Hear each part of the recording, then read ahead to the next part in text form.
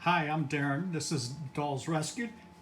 Marn and I are standing here, mouths salivating, and evidently Katie too.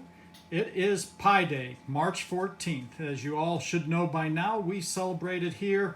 It's one of my favorite holidays because, after all, pie.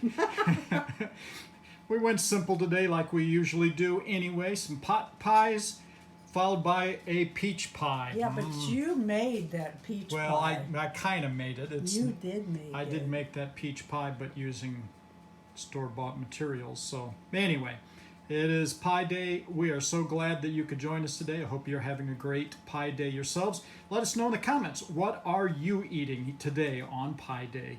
Have a great day. Thank you for watching. Please leave a like, a comment. And subscribe.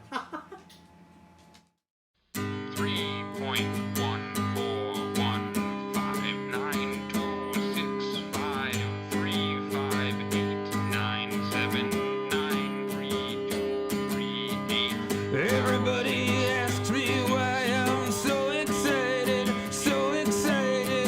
about the 14th of March.